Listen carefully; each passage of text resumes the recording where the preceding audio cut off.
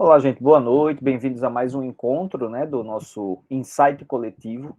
Nós hoje vamos ter mais um encontro maravilhoso. O Luciano Medeiros hoje vai nos honrar aqui com a sua presença, vai falar sobre saúde da mulher e envelhecimento. Como vocês sabem, agora no mês de março, o mês todo, né, a gente discutiu saúde da mulher e hoje a gente vai ter mais um encontro com esse enfoque que é da discussão da saúde da mulher. E vamos ter ainda mais dois encontros alusivos, né, ao mês de março. O próximo encontro, a próxima quinta-feira, vai ser com a doutora Kívia Mota. Ela vai falar sobre menopausa, saúde da mulher e menopausa, que, assim, acho que tem uma relação muito interessante. A gente, até no primeiro encontro desse mês, falou um pouco sobre isso. E na semana seguinte, dia 30 de março, a gente vai ter uma roda de conversa. Uma roda de conversa que vai ser aberta, a gente vai transmitir pelo YouTube essa roda de conversa. A gente vai ter como convidados a psicóloga doutora Cida França e a doutora Érica Canuto, tá? Que é promotora de justiça, e ela vai conversar com a gente também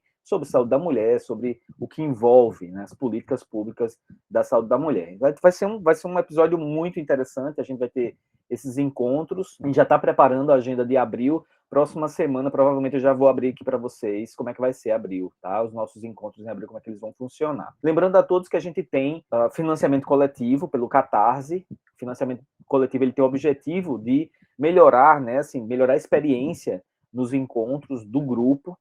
As pessoas que participam do financiamento coletivo, elas têm recompensas, e uma delas é participar ao vivo das discussões aqui com a gente. E para o grupo, a gente tem um grupo no WhatsApp onde a gente se comunica, compartilha as agendas dos encontros e os links para as reuniões ao vivo, tá? Então, se você puder e quiser participar e quiser contribuir com a gente, sejam muito bem-vindos.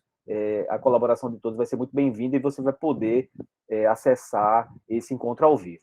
Se não, você pode ajudar a gente compartilhando nas redes sociais, compartilhando no Instagram, nos grupos de WhatsApp, o nosso trabalho, e isso com certeza vai nos ajudar também. A gente tem uma vocação aqui de discussão em saúde mental. Esse grupo, ele é um grupo de profissionais da saúde que discute temas relacionados à saúde mental na sua mais ampla relação com a saúde mental. Então, a gente tem tocado vários pontos. Nós nos encontramos desde novembro do ano passado, né? Mais recentemente lançamos esse financiamento coletivo e temos aí uma jornada pela frente, né? Temos aí metas bem ousadas aí para esse grupo. E é isso, né? A gente está aqui para isso. Nosso conteúdo ele é todo gratuito. Os encontros anteriores todos estão no YouTube. É só você buscar lá pelo Insight Coletivo no YouTube, você vai encontrar o nosso canal e vai poder ver todos os encontros anteriores, e os temas são muito bons. Eu tenho certeza que vocês vão gostar. Tá bom, Luciana, minha querida? Seja muito bem-vinda. Agradecer a você aqui sua presença, dizer que é uma honra.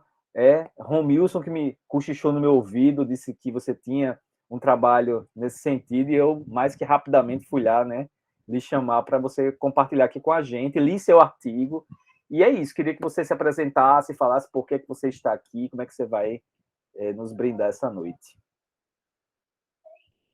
Adriano, obrigada pelo convite, viu? Fiquei bem feliz com a indicação de Romilson para participar desse grupo, né? Aqui da apresentação, da fala. Muito, muito obrigada a vocês dois, né? Pelo convite, por gostarem, assim, do que eu possa vir a contribuir com vocês, né? Então, assim, realmente, eu tenho esse trabalho com envelhecimento, né? Há um tempinho na Facisa, onde eu sou professora, então já pegando o gancho para a minha apresentação, eu sou Luciana Medeiros, sou psicóloga, sou professora da Facisa, que é a Faculdade de Ciência e Saúde do Trairi, que é o campus da UFRN em Santa Cruz, né? E aí eu dou aula lá, no curso de psicologia já desde 2014, e antes, né, tive umas boas experiências aí nas faculdades privadas, né, onde eu dei aula durante alguns anos. E tem alguns colegas aqui que eu já estou vendo, né? Ana Augusta foi minha colega, Maésia foi minha aluna, né? Que coisa boa. E Romilson também. E tem dois alunos meus aqui também, do meu projeto de extensão, que também vieram prestigiar. Então, agradeço a participação de vocês, né? E estarem aqui. Então, é isso, assim, eu vou falar um pouquinho por que que eu estou aqui falando sobre envelhecimento e saúde da mulher, né?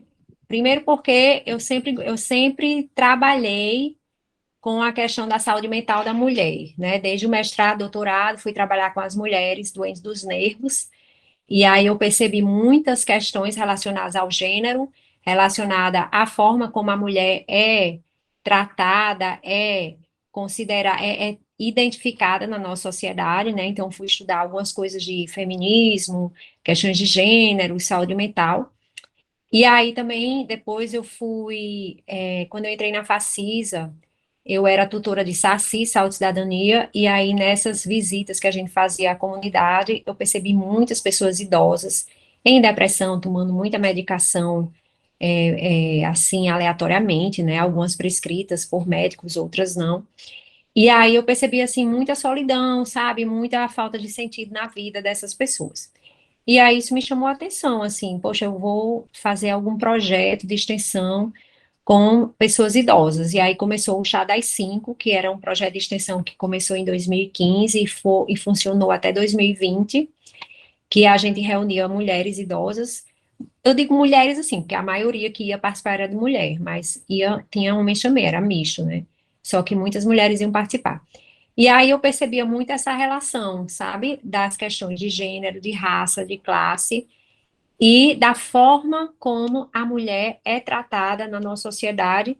E quando chega no envelhecimento, parece que fica ainda mais difícil, assim. É uma sobrecarga, é às vezes uma falta de expectativa, é às vezes uma falta de sentido. Então, isso me mobilizou a fazer, a coordenar esse projeto durante esses anos com alunos, né, dos 4 cursos de graduação.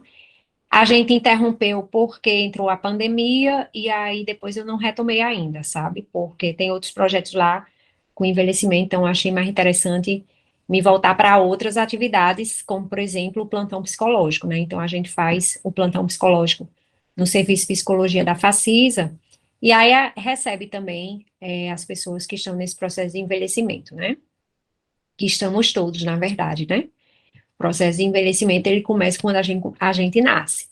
Então, vai, e aí quando chega nessa idade, assim, 40, 50 anos, a gente começa realmente a entrar em contato mais com esse processo, né, do envelhecimento.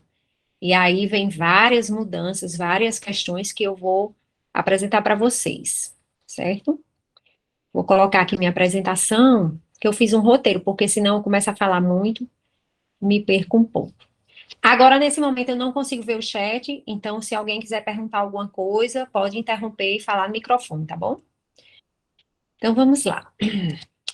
Eu fiz aqui algumas reflexões iniciais e a partir dessas reflexões eu vou desenvolver a linha de pensamento. Obviamente, tem muito material sobre o assunto, né? Quem quiser estudar sobre o assunto, vai lá no Cielo, na BVSPC, no site da Bireme, que tem artigos atualizados sobre o assunto. Eu peguei algumas coisas, fiz um filtrozinho para poder chegar numa linha de pensamento, tá? Então, assim, obviamente que eu não vou dar conta de tudo aqui, tem muita coisa sendo falada sobre envelhecimento, mas eu pensei algumas coisas.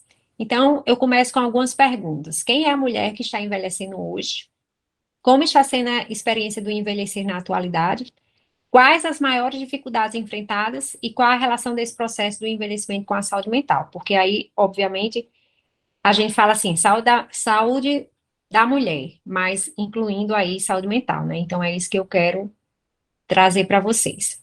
Eu coloquei aí essa imagem porque eu achei bem interessante que esse é um aspecto do envelhecimento da mulher, né? Vou falar assim um pouco, por exemplo, na idade que eu estou quase chegando na meia idade, e aí isso eu ouvi, né?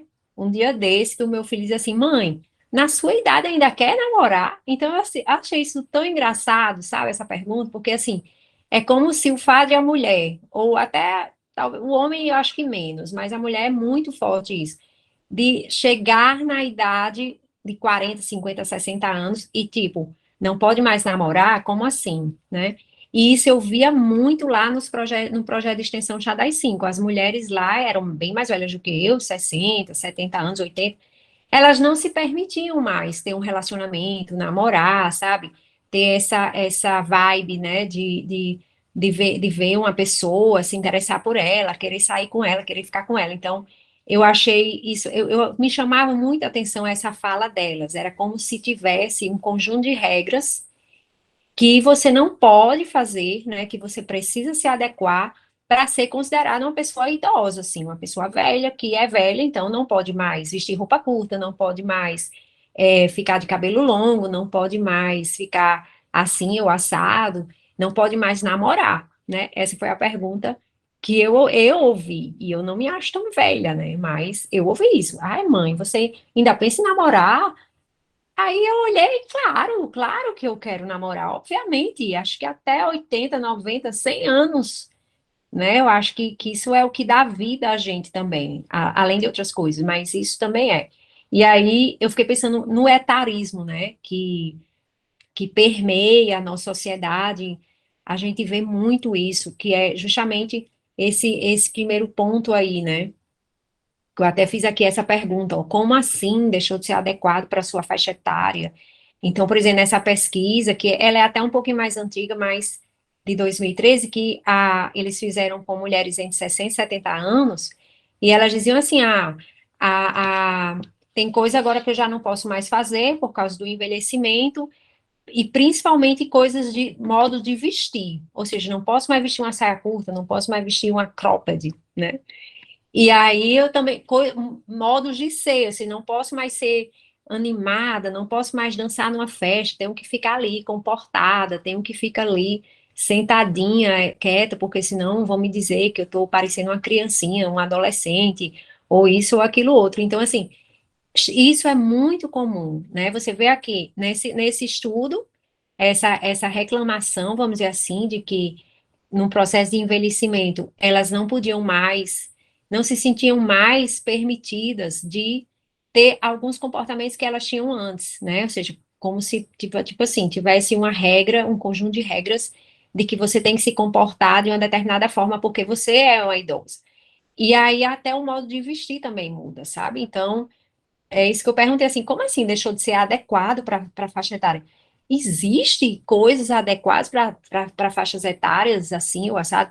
Existem, né? A gente sabe que existe, ou seja, um conjunto de regras, assim, que está permeando aí o imaginário social, o coletivo, que uma pessoa idosa, ela não pode mais fazer determinadas coisas, ela não pode mais se vestir de determinada forma, ela não pode mais se comportar de determinada forma porque é feio, porque não é coisa de gente idosa, porque isso, porque aquilo, sabe? Então, essas proibições, vamos dizer assim, esses dogmas, essas coisas não permitidas pela idade, caracterizam um etarismo, né? Um ageísmo, ou seja, aquela ideia de que você só pode fazer determinadas coisas em determinadas idades.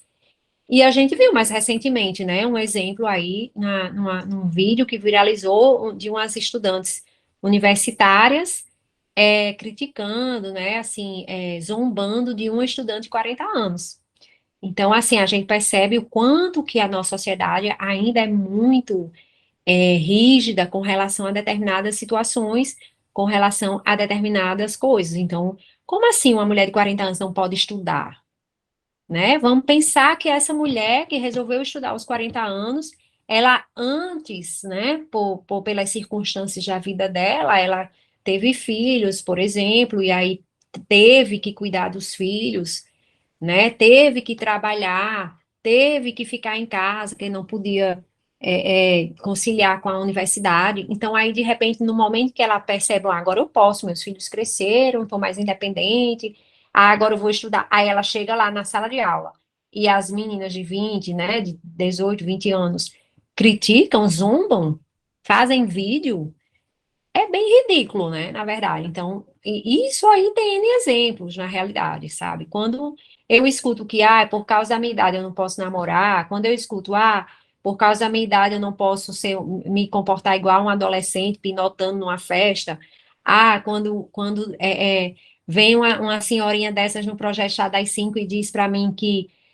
não, não, velha não namora, velha fica quieta em casa, tem que ficar rezando, indo para missa, nada contra ir para missa, tá? Mas assim, parece que é um destino, entende? Já é um destino todo traçado, né? Então, aos 20 você casa, aos 30 você tem filho, aos 40 você já começa a envelhecer, e aí pronto, não pode mais fazer nada na vida. Então, esse tipo de destino traçado pela nossa sociedade acaba gerando um etarismo que faz com que a pessoa idosa ou a mulher que está envelhecendo, né, que chega nessa faixa etária dos 40, 50 anos, ela já não vislumbre mais perspectivas outras que não aquele caminho traçado previamente. Então, são coisas muito estagnadas, né, muitos dogmas, muitas verdades que são, vamos dizer assim, colados na gente, que a gente tem muita dificuldade de aceitar uma mudança, ou até, ou de mudar, ou de sair daquele status quo, sabe? Porque fica aquela ideia, ai não, mas isso é feio, ai não, mas não é legal, ai não, mas vão falar de mim. Cara, quem disse? Quem disse que uma mulher velha não pode andar de mini saia?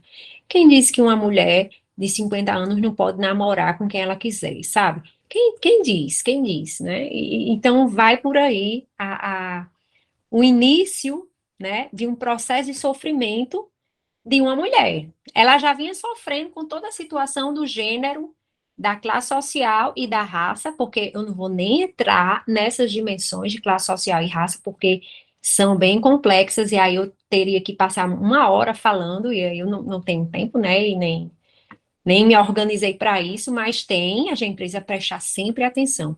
Qualquer estudo que a gente vai fazer, qualquer experiência que a gente precisa compreender de alguém, a gente precisa considerar classe social, raça e gênero, porque essas três dimensões permeiam o tempo todo a nossa existência, e muitas vezes todos esses dogmas são perpassados por isso: preconceito, racismo, misoginia, machismo, tudo isso aí, queira ou não queira, concorde ou não concorde, perpassa a experiência do ser mulher, certo? Então, esse é o primeiro ponto aqui que eu estou trazendo para vocês. De onde vem esse etarismo, esse ageísmo, né? Ou seja, essa ideia de que pela idade você não pode fazer determinadas coisas, pela idade você tem que se comportar assim ou assado, pela idade você é impedido de fazer várias coisas, certo? Um fenômeno da experiência do envelhecer que a gente tem atualmente, bem na nossa contemporaneidade, na nossa realidade brasileira, é a feminização da velhice, ou seja, tem muitas mulheres idosas, né? Há um crescimento exponencial, assim, dos anos para cá, do envelhecimento, ou seja, a gente já vai ter uma inversão da pirâmide, vai ter mais idosos do que jovens, porque diminuiu mais o nascimento de criança, né? As pessoas estão tendo menos filhos e as pessoas estão envelhecendo e vivendo por mais tempo. Ou seja, a gente tem uma condição de, em algumas situações, em alguns setores da sociedade, a gente tem condições de vida melhores. Então, as pessoas acabam vivendo mais. Aí essa questão do ageísmo é bem mais comum em mulheres, certo? Porque a mulher, ela é muito mais cedo interpretada como velha do que um homem. Então, um homem da minha idade, talvez ele seja considerado velho, mas não tanto quanto eu. É porque, assim, eu tô me referindo a mim, mas qualquer mulher da minha idade vai poder, da minha idade que eu faço nessa faixa dos 45, 50 anos, né? E as mais velhas também, sempre vai ter alguma coisa do tipo assim, você não pode fazer isso, você já tá velha, precisa pintar o cabelo, você tem que fazer exercício, porque senão as coisas vão cair, as peles vão cair, né? Então, tem uma série de regras que você precisa adentrar, vamos dizer assim, para poder ficar jovem, né? Eu vejo, nossa, isso é muito também presente atualmente, assim, essa necessidade de preservar a juventude. É uma coisa, assim, que é bom, por um lado, porque quando você fala em exercício físico, em se cuidar, em ficar bem, ótimo, é uma questão de saúde, você está ali fazendo uma musculação, fazendo uma caminhada, fazendo um exercício para você cuidar de sua saúde, para você desenvolver, assim, uma condição de vida melhor, para você chegar aos 70, 80 anos com mobilidade, né, com suas funcionalidades mais bem preservadas o máximo possível. Mas o problema é que para a mulher isso tem um peso muito grande, muitas vezes. Por quê? Porque não basta só você cuidar da saúde, você tem que ficar jovem, você tem que ficar gostosa, você tem que ficar bonita. Não pode ter cabelo branco, não pode ser gorda, não pode ser isso, não pode ser aquilo. E isso vai minando a autoestima. E isso vai, assim, fazendo com que a aparência da mulher seja muito mais importante do que a experiência dela. Então, isso aí acaba fazendo com que as mulheres sejam muito mais valorizadas pelo corpo em forma do que pelo que elas são. Então, é uma mulher inteligente, é uma mulher determinada, é uma mulher independente, é uma mulher que adquiriu, assim, uma experiência de vida, uma experiência profissional, uma maturidade.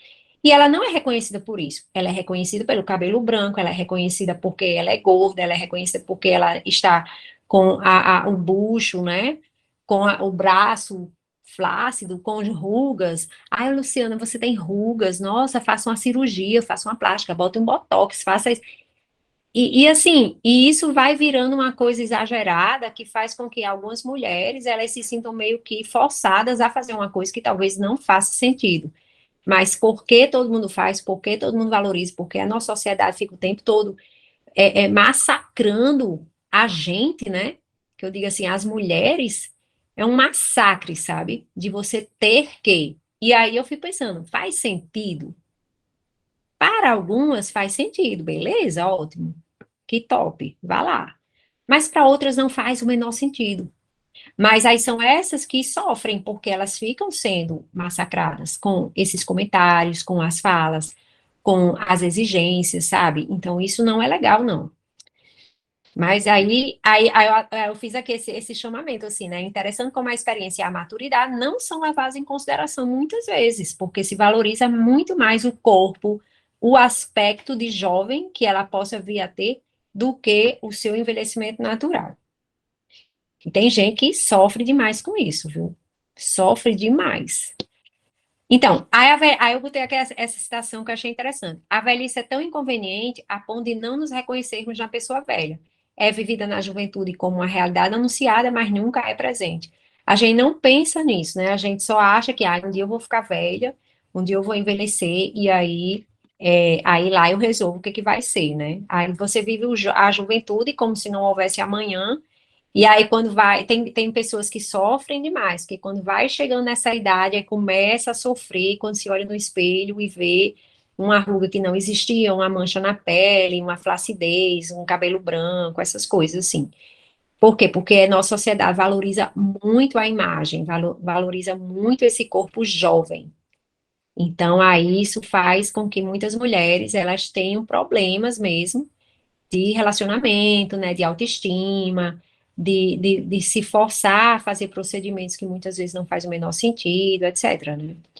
E aí eu coloquei aqui, nesse estudo de Vieira e Cepelos, você vê que o corpo velho é de uma pessoa que é desvalorizada. Na empresa, por exemplo, uma mulher de 50, 60 anos, ela passa a ficar sendo relegada, muitas vezes, em segundo plano, que é justamente o estudo delas aqui, né, desses autores aqui. Ela é relegada em segundo plano por quê? Porque, é velha, já não sabe de nada, está desatualizada, atrasada, não sabe mexer no computador, não sabe mexer na internet, é toda perdida nas planilhas e tudo mais, né? Então, isso vai gerando também um etarismo, um negócio assim que vai fazendo com que a mulher entre em sofrimento também. Além disso, né, de todo esse processo aqui de envelhecimento que vai gerando esses medos, essas inseguranças, essas exigências, né, de permanecer jovem, de ser ágil, de ser forte o tempo todo, etc., ainda vem o quê? A menopausa. A menopausa é um processo fisiológico, né, de parada, assim, como é que eu digo, da menstruação e que a mulher já não vai poder mais engravidar e tal, né? E tem todo aquele processo fisiológico que eu não vou falar, mas que, de acordo com a literatura, né, com alguns médicos, traz alguns sintomas, alguns sinais, alguns incômodos, né? E aí isso também vai gerar uma certa problemática para algumas mulheres, às vezes de forma bem contundente, mas também vai gerar uma necessidade de interromper aquilo, né? De parar com aquilo. E aí eu faço a outra pergunta: qual é o problema de envelhecer naturalmente? Qual é o problema de você continuar a sua vida fazendo suas coisas, né? E envelhecer naturalmente, do jeito que é possível, né? Não sou eu sou super a favor de atividade física, como uma forma de ficar bem, ficar forte, cuidar da saúde. Sou super a favor de psicoterapia, obviamente, né? se você precisar, tiver uma necessidade de procurar um profissional, médico ou psicólogo, para você se cuidar da sua saúde, você percebe que não está bem, que não está legal, que está com ansiedade, está com depressão, procure sim, porque é importante se cuidar, com certeza. Mas não é legal você ficar amarrada nos dogmas do que você tem que ser, quando na realidade, às vezes, você não está ao mínimo afim daquilo, né? Então, no trabalho, isso é bem comum. Aí vai aparecendo ó, metabolismo mais lento, oscilações hormonais, que tem a ver com a menopausa, problemas com autoestima. Pode acontecer, né, o maior risco de doenças, né, porque realmente o avanço da idade vai diminuindo algumas coisas, né, vai modificando algumas coisas, memória, sono, audição, etc. Né? Então, o corpo fica mais vulnerável, certo? Realmente, assim, tem mais coisas acontecendo aí, algumas mudanças que você vai percebendo que às vezes são incômodas, às vezes são difíceis de elaborar, às vezes são mais dolorosas, assim. Mas a grande pergunta é, por que que a gente sofre tanto com isso, sabe? Vamos lá. Por que que a gente sofre tanto com isso? Porque, de certa forma, não é permitido que você se fragilize. Não é permitido que você seja vulnerável. Entendeu? Desculpe. Não é permitido que você adquira um ritmo mais lento. Não é permitido que você passe mais tempo em reflexão e meditação, porque a sociedade exige que você seja aquela pessoa super produtiva, que o tempo todo você tem que dar conta de tudo, que tudo seja muito acelerado. Então, o que é que acontece? A pessoa cujo organismo, cujo corpo já vai entrando nesse processo de envelhecimento, já vai tendo algumas perdas funcionais ao longo do tempo, né? São, por exemplo, dos 50 até os 90 anos, são 40 anos aí que esse corpo vai sofrendo algumas modificações, né? Algumas perdas que às vezes são progressivas, às vezes são rápidas, às vezes são lentas, mas que é uma mudança. Então, de qualquer maneira, vai ter uma mudança. O problema é que parece que ninguém aceita essa mudança, essas mudanças. Então, por que uma mulher que está na menopausa, ela não pode, por exemplo, parar uns 2 dias, 3 dias por mês para, sabe, dar uma relaxada, dar uma descansada? Isso seria um sonho, né, no mundo do trabalho. Cara, eu estou aqui na menopausa, num dia assim mais difícil, com sensações ruins e tal, uma enxaqueca gigantesca, uma alteração de humor. Por que que eu não me permito ficar em casa ali repousando, assistindo um filme, me cuidando, sabe? Isso aí é impossível. E aí vem, na hora que a pessoa tem essa lentidão maior, o que acontece? Ela é chamada de lesada, olha, tá velho, tá vendo? Tá ficando gaga, tá ficando demente, senil, termos que são usados, ok, né? Mas que a forma como a pessoa fala é de uma forma pejorativa. Então, o que acontece? A pessoa vai sofrendo também aí, né? Um certo desprezo, um certo olhar dos jovens, né? Que às vezes são os jovens que fazem esse tipo de situação, ou até mesmo os próprios, né? Nós próprios mesmo. Ai, tô ficando lesada, meu Deus, estou esquecida. Ai, porque não sei o quê. Não, isso, gente, isso aí é sobrecarga. É sobrecarga. A gente assume muitas coisas para fazer. A sociedade, né, o sistema que a gente vive é um sistema de competição, um sistema de fazer, fazer, fazer, fazer, ter, ter, ter. Então, claro que você vai ter dificuldade de dar conta. Eu sinto isso muito, todos os dias eu sinto um pouco isso, né? Eu, como uma pessoa que estou nesse processo lindamente, me amando, eu sinto isso e eu me aceito, eu aceito minhas falhas, né? Eu tenho certeza que meus alunos às vezes pensam, meu Deus, essa professora, sei não, viu? Ela é muito desnorteada. Mas é não, gente. É muita sobrecarga. E eu não vou dar conta de tudo, então eu sou bem sincera. Não, isso aqui eu esqueci mesmo, não fiz.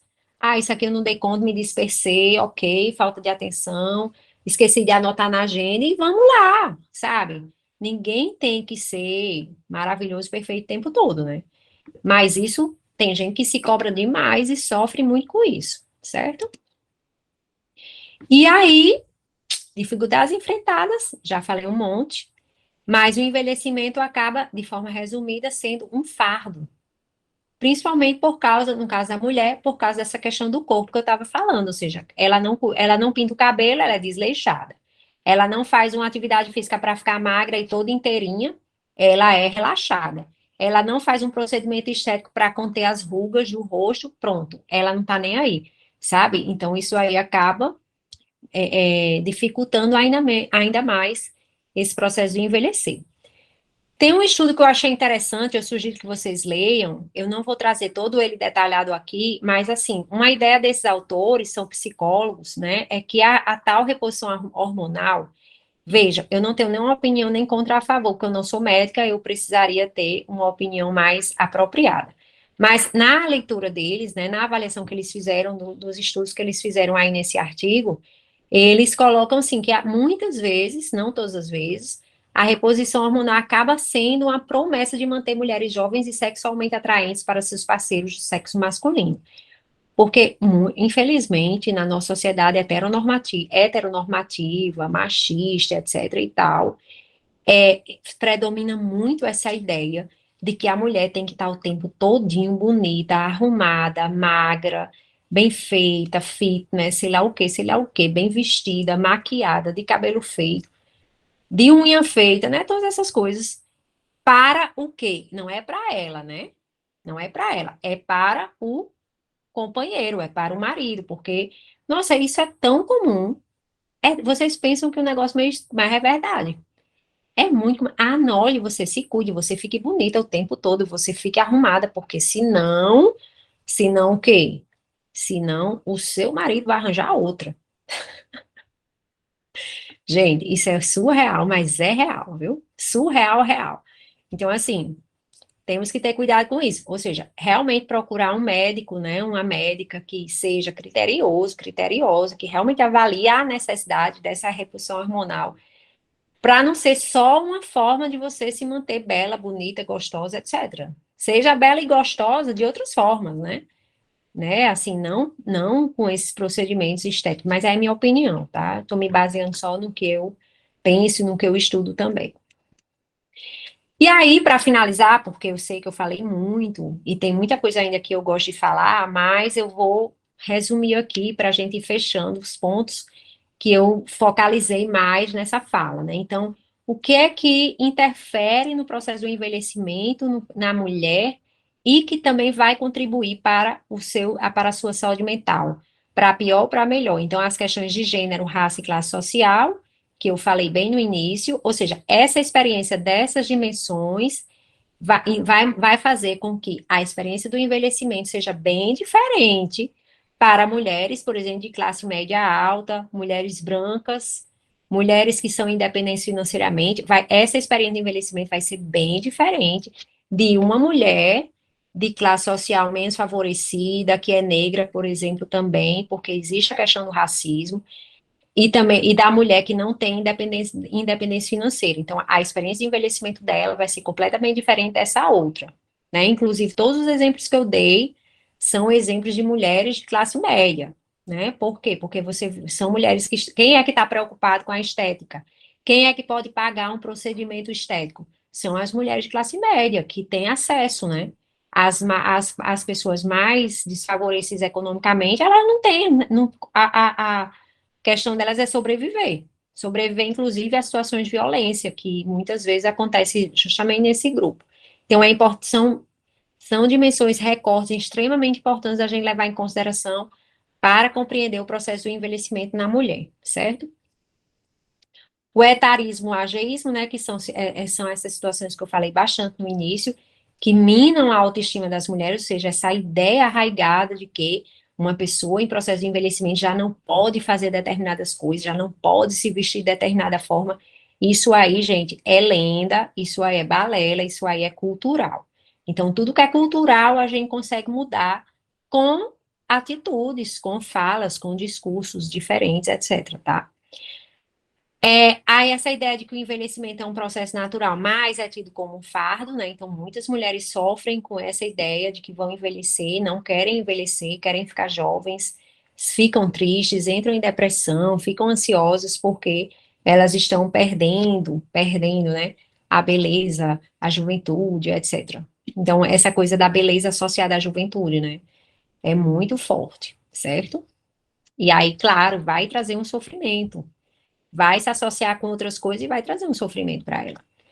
Aí, além disso, as questões socioculturais e emocionais que afetam a mulher, como, por exemplo, toda essa situação que eu relatei aqui, né, de, por exemplo, situações de violência, situações de machismo, situação em que a mulher é sobrecarregada, que ela é exigida demais de ser uma ótima mãe, de ser uma ótima profissional, de dar conta de tudo, disso, daquilo, outro, tudo isso aí, com certeza vai pesar muito mais no envelhecimento, nessa idade dos 40, 50 anos, 60, do que antes. Por quê? Porque junta-se a essa sobrecarga emocional, cultural, social, com o próprio processo do envelhecer, que vai sim trazendo algumas situações de perda, por exemplo, de diminuição, né, de coisas do próprio corpo, né, naturais do processo do corpo, certo? E um outro ponto que eu nem falei tanto, mas que eu gostaria de finalizar essa apresentação é a importância da sexualidade, do amor e dos relacionamentos na vida de uma mulher ou de qualquer outra pessoa, certo? Focando aqui na mulher, mas para todo mundo é importante. Gente, isso é muito necessário, muito, muito necessário, sabe? A quantidade de mulheres que sofrem porque estão em relacionamentos fracassados, em relacionamentos difíceis, em relacionamentos que, assim, elas têm violência, ou que têm privações, ou que têm falta de afeto. Isso aí também contribui para a, a- os problemas de saúde mental, sabe? Uma mulher que não se sente amada, ou que não ama, ou que sofre com a sua solidão, porque às vezes a pessoa pode ficar muito bem na sua solitude, né? Ela vive bem sozinha, tudo bem, né? Ela é bem resolvida e tá ok, ótimo. Mas muitas pessoas, muitas mulheres, principalmente, sofrem com a solidão, elas não conseguem ter vínculos, não conseguem. E muitas vezes é porque ela não se permite, por causa do etarismo. Ou seja, eu não me permito, tipo assim, como eu escutei já, né? Eu falei no início. A mulher de 70 anos não se permite arranjar um namorado porque isso é feio para a idade dela, entendeu? De onde ela tirou isso? Né? Então, por isso que eu achei aqui, coloquei esse ponto para a gente realmente pensar, é isso mesmo? Será que quando você completa uma determinada idade, você já não pode mais se apaixonar, você não pode sair com alguém, você não pode ter sexo, né? Transar mesmo, fazer o que você está afim. É até melhor, sabe? Porque você está mais experiente, você está mais sabida, né? Vamos dizer assim, e as coisas até podem ser melhores, né? Então, acho que é bem legal a gente pensar sobre isso para as questões de promoção de saúde mental de mulheres.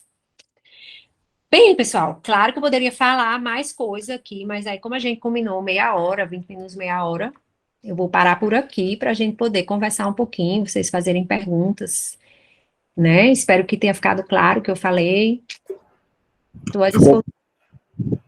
ficou claro sim, Luciana. Inclusive, muito claro. Né? Ficou muito claro. E, assim, me suscitou vários questionamentos, várias questões que eu acho que a gente pode estar discutindo aqui, né? Uma das coisas que você falou que me chamou muita atenção, e eu acho que realmente a gente precisa, não pode deixar de comentar, é a questão social que há por trás disso, assim, porque você imagina, né, assim, se a gente fala, se o processo de envelhecimento, ele por si, ele é um processo que para muitas pessoas é difícil, né, e você imerso dentro de uma questão, dentro das dificuldades sociais que nós vivemos e que a gente sabe, né, do nosso meio, do nosso território, né, as dificuldades que essas pessoas enfrentam de falta de acesso à saúde, de falta de acesso à educação, de falta de acesso a cuidados, né, que são básicos, né, cuidados básicos para o ser humano. Imagina essas pessoas dentro de um processo de envelhecimento, como é mais sofrido e como é mais difícil para essas pessoas, né? Então, assim, realmente a gente não pode deixar de levar isso em consideração, né? Porque é muito bonito e é muito fácil, né? A gente estava falando aqui no começo aqui das redes sociais, de como é raso, de como é fácil você chegar numa rede social e você dizer, olha, se cuide, se ame, faça atividade física, faça isso, faça aquilo, é só você querer é poder, sabe? Assim, é muito, muito, muito, muito fácil a gente despejar isso sobre as pessoas, enquanto existem pessoas que têm uma dificuldade enorme de acesso ao básico, e é até injusto e é até danoso dizer isso para uma pessoa como essa, né? Assim, que não tem acesso a nada, né? Então, assim, me dói quando eu vejo, né? Assim, eu vejo essas coisas e o que você trouxe, de fato, me fez refletir sobre isso. A gente precisa estar muito atento em relação a isso. Ana Augusta levantou a mão.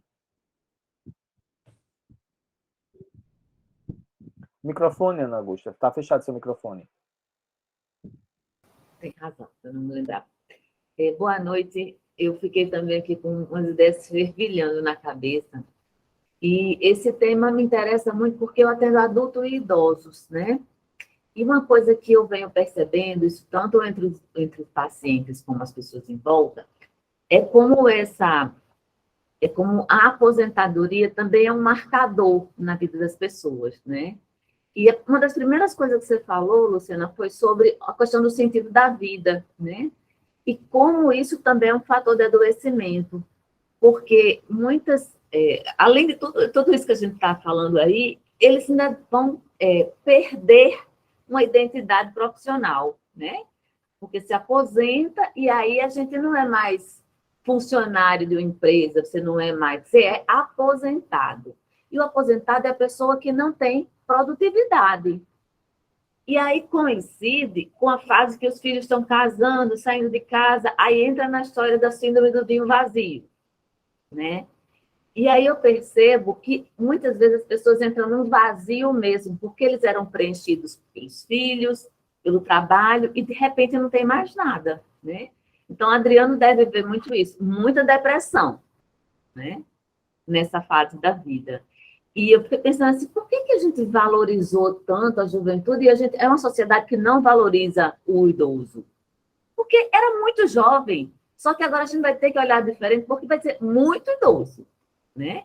Então, o governo já está pensando algumas políticas públicas, ensaiando, porque ainda é muito pouca coisa, né? A gente vê pelos bancos, aqui a fila da terceira idade, a fila é maior e só tem uma pessoa para atender, né? Então, a gente vai ter que realmente voltar os olhos para esse segmento, para essa população. E eu acho que uma coisa é ajudar a envelhecer. Acho que a gente, como psicólogo, psiquiatra, profissional de saúde, vai ter que ajudar nesse processo, porque realmente existe uma cobrança, como você falou aí, que tem que estar bem, que tem que estar bonito, mas e a experiência? E tudo que eu sei, né? Então, se eu fosse política, eu ia criar uma lei que as empresas deviam ter uma cota de pessoas que querem continuar trabalhando. Agora, nada de trabalhar 8 horas, estar se matando, não, sabe? Do jeito que existe uma política de a gente precisa receber as pessoas com deficiência, a gente deveria receber os experientíssimos, né? Vocês já assistiram aquele filme O Estagiário? Sim. É muito legal, né? E o cara tem uma experiência gigantesca. Quantas pessoas não estão assim, aí vai para casa e não tem mais o que fazer e vai começando a deprimir, né? Então, acho que a gente tem muito o que pensar e de cuidar. É isso.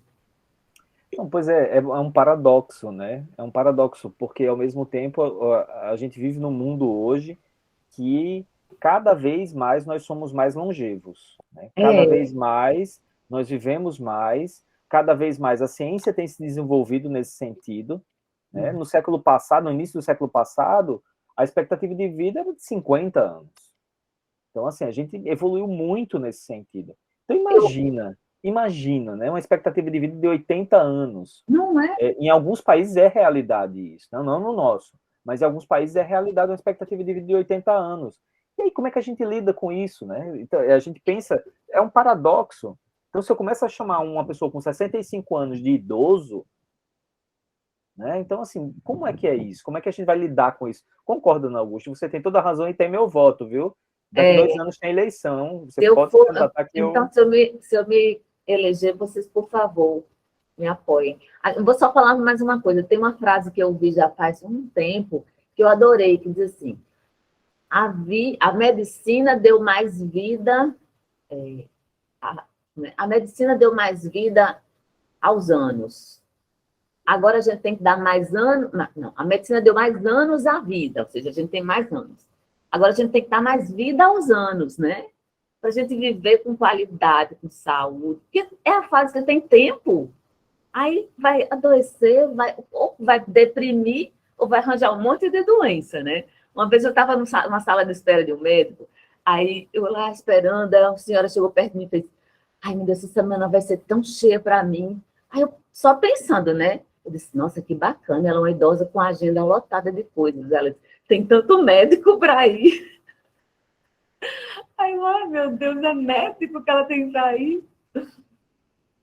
Pois é. Maésia fez uma pergunta aqui no chat. Ela colocou assim: Luciana, o que você pode acrescentar, comentar sobre os super idosos? Acho fantástico as pessoas idosas que têm um cuidado global, se diverte, passeia, tem energia jovial. Linda a teoria dos segredos de Okinawa. Oi, Maésia. Antes, obrigada, Ana Augusto, pela observação. Engraçado, eu nem falei de aposentadoria, né? Mas é um ponto aí que pode trazer sofrimento para uns, felicidade para outros, né? Aí tudo vai depender da experiência que a pessoa tem e das condições, como a gente estava falando antes. As dimensões que elas têm um peso aí bem grande. Então, eu acho assim muito legal, Maésia, a questão dos super idosos. Assim, é uma nova forma de ver a chamada terceira idade. É uma nova, é assim, é como eu estava dizendo, a gente tem ainda muito arraigado esse pensamento de que o idoso é um inútil, é improdutivo, é isso. Tá lá no livro A Velhice, né? Simone de Beauvoir, ela fala sobre isso. Ou seja, ao longo do século XX, ao longo do desenvolvimento da industrialização, do capitalismo, né? Que vem essa ideia de produtividade, de competição, de fazer, fazer, fazer. Isso se arraigou muito. E aí agora você começa a ver alguns movimentos, né? Algumas tentativas de mudança. E eu acho isso fantástico, assim, eu acho que a pessoa que já trabalhou, que já cuidou dos seus filhos, que já viveu essas obrigações, já pagou seus boletos, ela tem mais aqui, se tiver tendo condições, tendo oportunidade, tendo possibilidades, tem mais aqui aproveitar ao máximo, né, como o Ana Augusto colocou, ou seja, vida aos anos. Isso é essencial, e que bom que seria que tivesse políticas públicas para que todos os idosos também tivessem essa experiência, né? Assim, porque realmente a gente vê que, a depender das condições de vida, é muito mais difícil para uns do que para outros. E aí, realmente, essa ideia individualista de que querer é poder, de que você, eu posso ser feliz, cara, é uma falácia que é vendida para a gente e a gente compra, né? E que é a melhor idade, né? É, nem sempre. Esse novo grupo, né, vai de Dependendo. encontro ao grupo que a Ana Augusta estava comentando, né, dos que se aposentam e se deprimem, ficam em casa, não tem mais o que fazer. Esses novos, né, esses super idosos, eles até participam de competições, aí é que eles vão viajar, eles que vão aproveitar a vida, né? Justamente como a Luciana disse, já criaram seus filhos, já estão todos encaminhados, já têm constituído suas famílias e tal. E aí é que vão viver, né? Por isso que vivem até mais anos. É. Muito massa. O Romilson levantou a mão. Tem uma coisa que Luciana falou, que são, ou se não falou, mas está dentro do que ela traz, que são os papéis que a mulher vai absorvendo e são colados a ela, né? Só que nessas colagens, ela esquece, como não somos preparados para envelhecer, ela esquece que vai envelhecer, né? E aí ela se aposenta. A aposentadoria não é só também a perda da identidade, não. Ela perde também o convívio, né? A rede de contato. Os filhos casam, vem um ninho vazio, e ela perdeu esses papéis que ela tinha, que ela colou, eles não existem mais, né? E ela perde essa rede de contato que era no trabalho, onde ela conversava, onde ela saía para almoçar, onde ela tinha contato de fato com outras pessoas e com informações e com tudo, né? Então esse preparo para o envelhecimento, essa consciência, essa tomada de consciência é importante, né? Que se todas as mulheres, no caso como estamos falando de mulheres, refletir sobre isso, né? Porque vai absorvendo esses papéis e esquece que pode, como a Luciana trouxe, né, que pode namorar, né? Então, o namorar, aí eu estou trazendo como uma metáfora no sentido do prazer mais amplo de que a mulher pode experienciar em todo o seu processo de vida. Exato. Exatamente. Essa questão do envelhecimento é interessante isso, porque eu acho que, de modo geral, essa cobrança de sempre parecer jovem, na verdade, tem por trás disso uma negação da morte violenta, né? Assim, então, uma negação da morte gigante. Nós temos uma dificuldade muito grande de lidar com a morte e de aceitar a morte como um destino inerente ao humano, inerente à vida, né? E essa necessidade do ser jovem sempre, essa fonte da juventude eterna, que é um mito, né? Assim, é um desejo inerente aí ao humano, a descoberta da fonte da juventude, tem uma negação da morte muito forte. E isso gera um conflito, muitas vezes, né? Um conflito que, às vezes, ele está ali, ele está subliminar. Eu percebo que, às vezes, as pessoas elas não alcançam, elas não conseguem perceber que é esse conflito que está fazendo ela sofrer, mas, às vezes, eu já ouvi isso, muitas vezes, no consultório, né? Da pessoa dizer, dela alcançar e dizer sim, olha, eu estou assim porque eu não queria deixar isso aqui, porque eu não me conformo com isso, né? Então, os episódios depressivos, a tristeza, a melancolia, o que muitas vezes eu me deparo, e às vezes de forma muito grave, sabe? Vem desse conflito, da não aceitação desse processo. Porque, Luciana, quando você falou das perdas das identidades, eu já vi muitas vezes isso, né? Aquela pessoa que trabalhou a vida toda e ela se aposenta, e quando ela se aposenta, ela perde a identidade. Tem um paciente que eu estou acompanhando atualmente, que no caso não é uma mulher, é um homem, mas é incrível como isso é forte nele, assim, porque ele trabalhou até, acho que ele deve estar beirando os 70, né? Ele trabalhou até quase os 70, e no momento em que ele se aposenta, ele adoece. Em seguida, de forma muito impressionante, ele adoece em seguida. E ele adoece do ponto de vista muito grave, porque não é que a depressão não seja grave, a depressão é uma doença que pode ser muito grave, mas ele abriu um quadro demencial, né, com alteração neurológica, com alteração em ressonância magnética. Veja o tamanho da importância disso, né? Como o trabalho ele estrutura, ele pode estruturar o sujeito e dar uma identidade ao sujeito. É um negócio que é impressionante. Então, assim, é um marco mesmo, é um divisor de águas que eu acho que a gente precisa se preparar para isso, né? E o que eu estou aprendendo aqui hoje com você é que o problema não é envelhecer, o problema é o conflito que isso gera, né? É esse conflito com o ideal, né, que a sociedade nos coloca. Que a sociedade somos nós, obviamente, né? Nós que construímos tudo isso que estamos aqui. Se a gente construiu, a gente consegue reconstruir, né? A gente consegue destruir, construir outras coisas.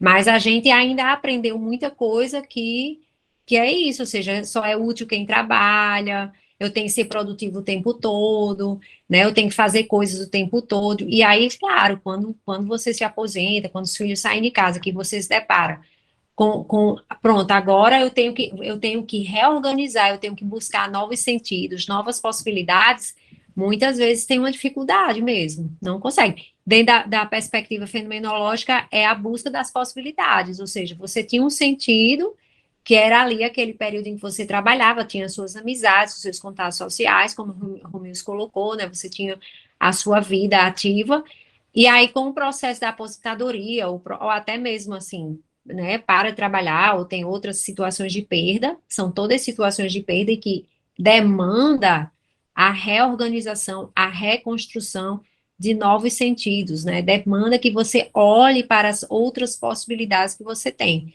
Isso aí demanda muita reflexão, né? Demanda realmente que você pare e avalie, pense. E como a gente não é preparado, né, para essa questão, de tanto que a gente é absorvido ali na cotidianidade, ou seja, é absorvido nas coisas para fazer, Você não para refletir, sabe? Para pensar sobre o que faz sentido, o que não faz sentido.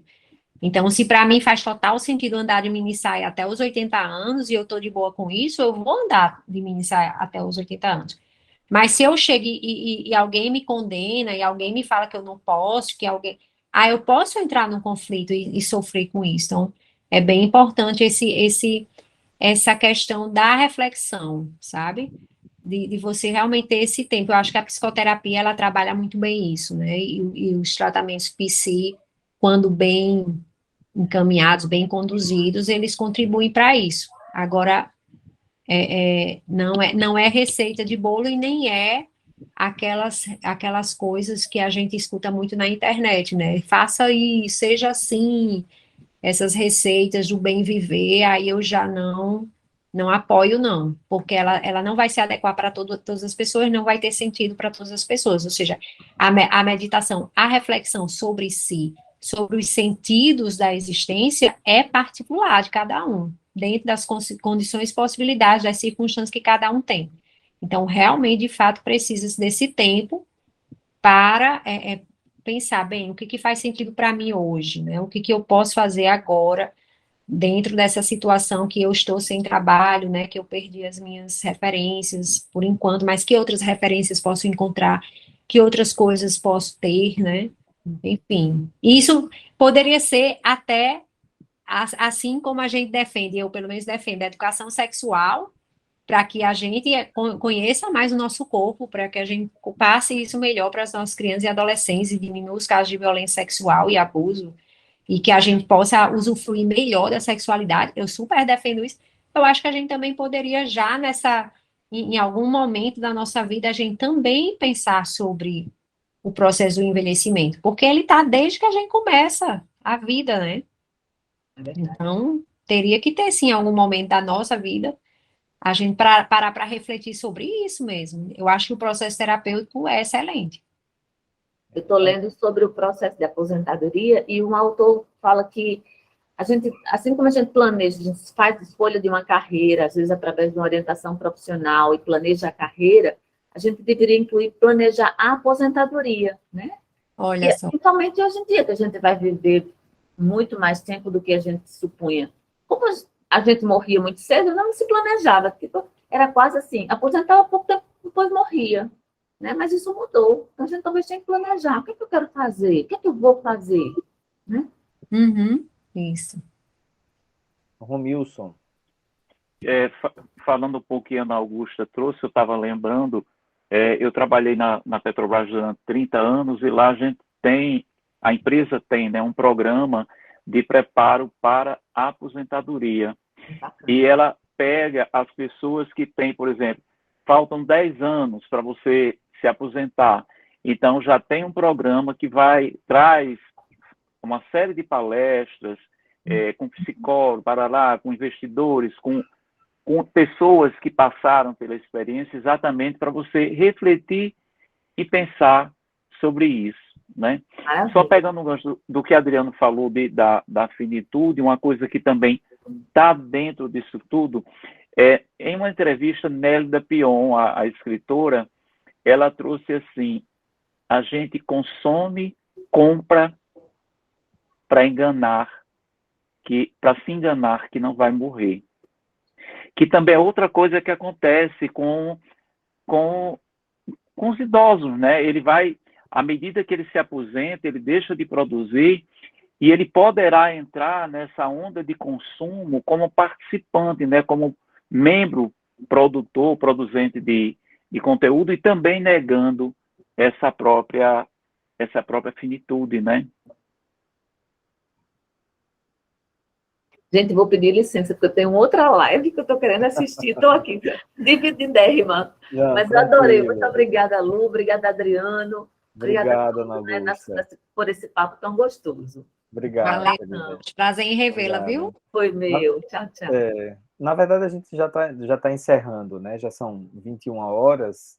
Normalmente a gente encerra às 21, é porque o papo tá tão bom que a gente vai se estendendo, né? Vai ficando com pena de encerrar. Mas eu queria agradecer muito, viu, Luciana? Sua colaboração foi muito preciosa, muito, muito bom. Acho que são reflexões muito importantes e a gente precisa realmente parar para pensar nisso, né? Eu acho que o envelhecimento, ele força, de certo modo, é como se ele forçasse um encontro consigo mesmo, né? Assim, é um processo que vai acontecendo, que vai forçando você a se encontrar consigo, né? Você estava falando da vida, né? Dessa vida atribulada que a gente tem, e a coisa vai ficando lenta, vai ficando a um passo tão lento que você vai sendo obrigado a se encontrar consigo mesmo. E se você nunca fez isso na vida, vai ficar complicado. Vai ficar complicado. Então, a ideia, a sugestão que nós damos é que você comece a fazer encontros consigo mesmo anteriores a esse processo, para você poder lidar consigo no futuro, né? Que quando a gente para mesmo e todas essas representações do trabalho, os filhos, tudo isso deixa, né? Você tá ali sozinho, você precisa lidar consigo. Então, é algo que realmente a gente precisa pensar. Luciana, palavras finais, considerações? Sim. Gente, então, espero que vocês tenham gostado, né? Assim, tenham suprido as expectativas. Tem muito assunto, então eu tentei aqui compilar um pouco para ficar mais conciso e daí a gente poder conversar. Mas é isso, assim, eu acho que esse ponto último aí que a gente tocou é muito importante, sabe? A gente vive dentro das palavras de Heidegger, né? A gente às vezes vive muito absorvido nas tradições, né? No mundo cotidiano, que é esse aí da rotina, sabe? Das regras, de tudo aqui, do cotidiano mesmo, né? A gente acorda de manhã, escova os dentes, aí vai trabalhar, e depois almoça, e depois pega o sinal, vai deixar o menino na escola, volta.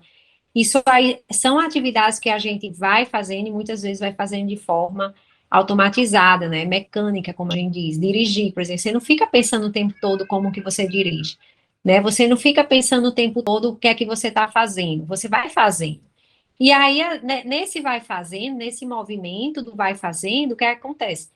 Você vai se absorvendo naquele cotidiano e esquece de olhar para você, para a sua existência, para os sentidos, né? Para todas essas questões existenciais que permeiam aí. Então, na hora que você deixa de fazer isso, você vai só fazendo, fazendo, fazendo. Aí, claro, vai chegar momentos em que aquilo deixa de fazer sentido, aquilo não é mais tão interessante assim, e aí você não sabe para onde ir, né? Porque você não estava refletindo antes.